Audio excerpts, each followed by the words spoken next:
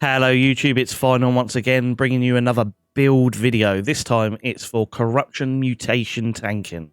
So what I'm going to do again is I'm going to go through all my builds, go through all my stats and all my armor and how I'm tanking in Mutation, M10s, Corruption, so Tempest, Dynasty and Depths.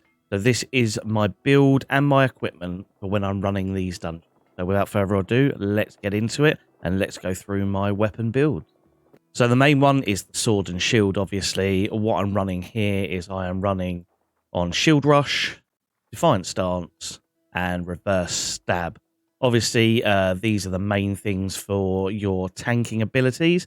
I've gone all the way down in Swordmaster to get Leadership, but we'll go through all of that now. So all of the passive, what I'm using is Empowered Stab. Successfully heavy attacks grant you 30% empowerment, so it gives you more DPS. Achilles Heel, the final attack in your light attack chain inflicts 20% slow. And then I'm going for Precision, which is a sword and shield critical strike chance increased by 10%. Counter attack, when you block an attack, gain a stack of 3% empowerment. So I'm trying to stack all them empowerments. Opportunist, which deals 10% more damage on slowed foes. Confidence, while health is full, deal 15% more damage. And with critical precision, on critical gain, 20% haste for 5 seconds. And then I'm going for Leadership. While holding a sword, the damage of all your group members is increased by 10% to help the DPS. I've gone all the way down in Reverse Stab, so I'm getting the Reverse Stab now grants grit, so I'm not getting knocked down. On successful hit with Reverse Stab, all other sword cooldowns are reduced by 25%. So obviously cooldown so that you can get your Defiant Stance and everything like that. So on the defender side, I've gone Sturdy Shield, grants an additional 15% physical damage. I've gone Sturdy Grip. Stamina damage is reduced by 15% when block a melee attack with the shield. And I've gone Elemental Resistant, reduced damage from all magical types. I've gone Shield Rush down to the second one, which on successful hit, all enemies within 5 meters are weakened by 10%, which helps the DPS again. I've got Recuperation, all incoming heals and regeneration increased by 10%. That's quite important because you're going to take quite a lot of damage. And then I've got Defiant Stance. I've gone down into the second one. I've not taken the third one.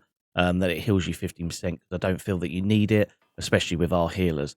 So the idea here, they've changed the aggro a little bit. So your Defiant Stance will hold aggro, but you are going to need to swing with your sword to refresh all of your abilities and make sure that you're doing damage. Otherwise, the aggro does lose very, very, very quickly now.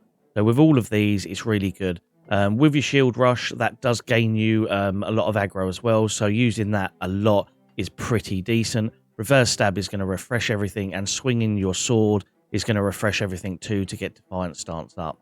Also, what I use is my hammer. So let's bring the hammer build up now. On this one, to be fair, as long as you've got Sundering Shockwave for the extra taunt, everything else is completely up to you. This is the way I run mine. I'll run through it quickly. It's not overly great because I'm literally only swapping over to it, Sundering Shockwave for the AoE taunt, and then coming back. So I've got Epitome of Bonk, Exhaustive Attack, abilities exhaust slowing targets. I've got Hammer Time, gaining power.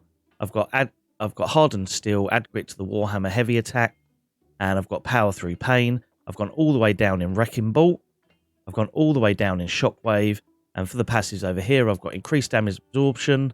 I've got Guarded Sprint, I've got Concussive Impact, Prevailing Spirit, and Aftershock, and then I've also got Path of Destiny all the way down to the third. But like I said, I am literally only using Shockwave, and then I'm turning back to my Sword and Shield.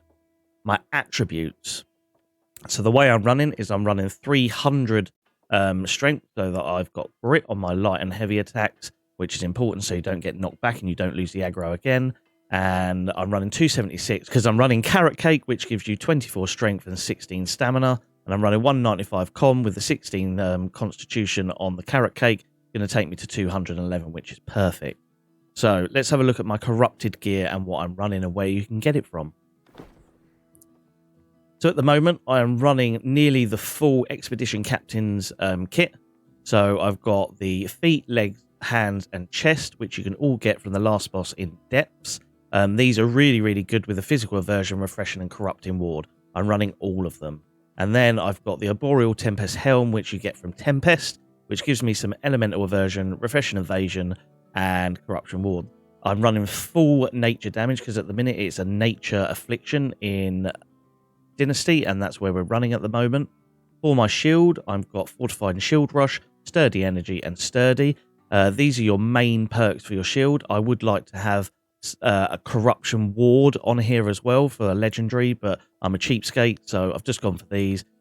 These are really important, and Fortified and Shield Rush is the most important perk for a tank, in my opinion. You can go for all the other perks if you want, but as long as you've got Fortified and Shield Rush, you are doing okay. So let's go and have a look at my jewelry. So on my jewelry at the moment, again, because it's a nature, I've got Divine, which gives me 9.8% more health from incoming heals, which is quite important. Nature Protection, 10% less damage from nature, which is massive. It's like 2 gems. And my health is 9.7, and a nature gem in there. I am running 4 Onyx gems for physical damage because I've got the Nature Protection. If I didn't have that, I'd probably go full Nature Protection gem. Smooth Bone Ring from Lazarus is pretty decent. Hearty, Keen, and Leeching. And then Doom's Chance from Genesis, which is refreshing toast, and regenerating. Pretty decent too. So my weapons aren't great because I'm not a main tank. I'm just a tank if we need it. I'm using Blackguard's Longsword, which has got Keen, Refreshing Move, and Trench Strikes. You can get Deep Root, which I'll put on the screen now, which is farmed open world and is a much better tanking sword. And then I'm using Woods Warden, which gives me Keen Vicious and Keenly Fortified with the Strength. I also run, within Dynasty, is Health Pots, Common Oak Barn Fleshes. When I know that the healer's going to struggle with a load of the little mobs in Dynasty, I'll pop one of them and jump in. It does give him a little bit of help. And on the last boss, I do use a lot of the Gemstone Dust just to help the healer out. Obviously, as a tank, you want to survive and make it easier on the healer so he can keep everybody else alive. But that is how I run my Corruption dungeons in Tempest, in Dynasty, and in Depth. That's the way I run. Obviously, there's some upgrades that you can do, but that is my way of running as a tank in all of the Corruption Wars. All I'm going to say is when you pull, you want to make sure that you're using Defiant Stance in the first instance to gain the aggro. Obviously, let your Gravity Wells and everything pull them in. Once they're all grouped up, then you're going to be using your Shield Rush so that you can get all of your stacks and make sure that your Fortify is boosted. That's when you do that. And then you want to reverse stab and swipe as much as you can to refresh your Defiant Stance. Obviously, rotating into your hammer so that you can use Shockwave, because that, once they're all grouped up, you'll gain aggro on there. But at the moment, just be careful. Don't overlap your AoE taunts, because you're going to struggle.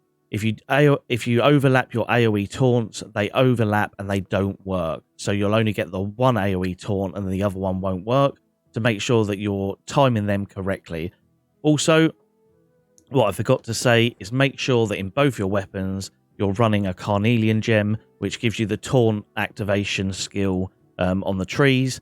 I got this one wrong in my first ever tanking video, and I've never lived it down. So I'm going to add this at the end and make sure that you're using that Carnelian gem, which is on the screen now. Hopefully you found this interesting. It gives you a little bit of an insight of how to tank an M10 Corrupted instance. If you did, leave a comment in the section below. If you found that there's a flaw in my build, or you think I could increase or get better with some different items, leave a comment in the section below. I'm more than happy to listen to people's advice. Hopefully you found it interesting. Hit that like button, hit that subscribe button, help me get to my 1,000 goal. And without further ado, we'll leave it there, and I'll see you on the next one. Thank you for watching.